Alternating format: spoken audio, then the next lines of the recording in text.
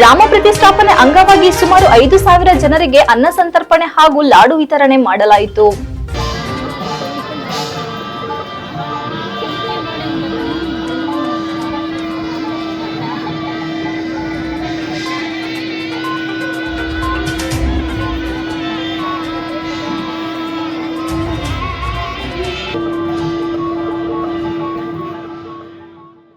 ಪಟ್ಟಣದ ಕೋಟೆ ದೇಗುಲ ಮುಂಭಾಗದಲ್ಲಿ ಕೋಟೆ ಗೆಳೆಯರ ಬಳಗ ಹಾಗೂ ಸಾರ್ವಜನಿಕರ ಸಹಕಾರದೊಂದಿಗೆ ಅಯೋಧ್ಯೆಯಲ್ಲಿ ಶ್ರೀರಾಮನ ಪ್ರತಿಷ್ಠಾಪನೆ ಅಂಗವಾಗಿ ಶ್ರೀ ಚಾಣಕ್ಯೇಶ್ವರ ದೇಗುಲ ಮುಂಭಾಗದಲ್ಲಿ ಬೃಹತ್ ಎಲ್ಇಡಿ ಪರದೆಯಲ್ಲಿ ಪ್ರತಿಷ್ಠಾಪನೆಯ ನೇರ ಪ್ರಸಾರವನ್ನು ಆಯೋಜಿಸಲಾಗಿತ್ತು.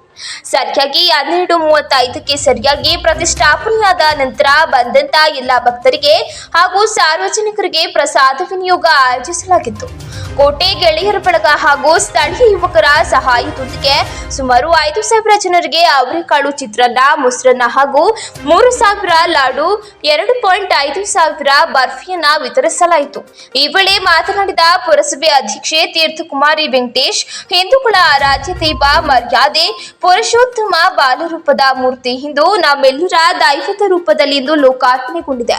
ನಮ್ಮ ತಾಲೂಕಿನ ಎಲ್ಲ ಜನತೆಗೆ ಉದ್ಘಾಟನೆ ಫಲವಾಗಿ ಶುಭ ಹಾರೈಸುತ್ತಿದ್ದೇವೆ. ಶ್ರೀರಾಮನನ್ನ ಸದ್ಗುಣ ಸಂಪನ್ನ ಪಿತೃವಾಕ್ಯ ಪರಿಪಾಲಕ ಶ್ರೀರಾಮನ ಎಲ್ಲ ಸದ್ಗುಣಗಳು ಪ್ರತಿಯೊಬ್ಬರಲ್ಲೂ ಬರಲಿ. ಇಂತಹ ಇತಿಹಾಸದ ಸುದಿನವನ್ನ ಇಡೀ ಪ್ರಪಂಚವೇ ತಿರುಗಿ ನೋಡಲು ಕಾರಣೀಭೂತರಾದ ನಮ್ಮ ಪ್ರಧಾನಿ ಮೋದಿಯವರಿಗೆ ಕೃತಜ್ಞತೆ ಸಲ್ಲಿಸೋಣ. ಇಂತಹ ಭವ್ಯವಾದ ಮಂದಿರ ನಿರ್ಮಾಣಕ್ಕೆ ಕಾರಣರಾದವರನ್ನ ಸ್ಮರಿಸುತ್ತಾ ನಾವು ಕೂಡ ಅವರ ಕುಟುಂಬಕ್ಕೆ ಒಳಿತು ಮಾಡಲಿ ಎಂದು ಭಗವಂತನಲ್ಲಿ ಪ್ರಾರ್ಥಿಸೋಣ ಎಂದರು. ಇದೇ ವೇಳೆ ಪಟ್ಟಣದ ಹಲವು ದೇವಾಲಯಗಳಲ್ಲಿ ವಿಶೇಷ ಪೂಜೆ, ಪ್ರಸಾದ ವಿನಿಯೋಗ ನೆರವೇರಿಸಲಾಯಿತು. ರಾಮ ಮಂದಿರ ಉದ್ಘಾಟನೆ ಮತ್ತೆ ಬಾಲರಾಮನ ಆ ಕಾರ್ಯಕ್ರಮದ ನಿಮಿತ್ತ ಇವತ್ತು ಎಲ್ಲರಿಗೂ ಶುಭಾಶಯ. ಇಡೀ ಬೇಲೂರು ಮತ್ತೆ ಎಲ್ಲ ಜನತೆಗೆ ನಾನು ಇವತ್ತು ಶುಭಾಶಯನ ಕೊಡ್ತಾ ಇದ್ದೀನಿ.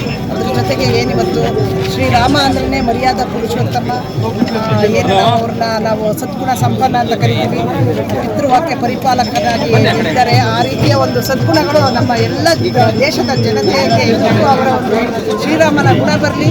ಇವತ್ತೇನು ಅನ್ನದಾನ ನಡೀತಾ ಇದೆ, ದಾನಿಗಳೆಲ್ಲರಿಗೂ ಸಹ ನಾನು ಒಳ್ಳೆಯದಾಗಿ ಅನ್ನದಾನ ಮಾಡೋದಕ್ಕೆ ಯಾರ್ಯಾರು ಸಹಕಾರ ಕೊಟ್ಟಿದ್ದಾರೋ, ಜೊತೆಗೆ ಏನು ಕಾರ್ಯಕ್ರಮ ಮಾಡೋದಕ್ಕೆ ಬಂದಿರೋ ಅಂತ ಎಲ್ಲರಿಗೂ ಸಹ ಶುಭಾಶಯ.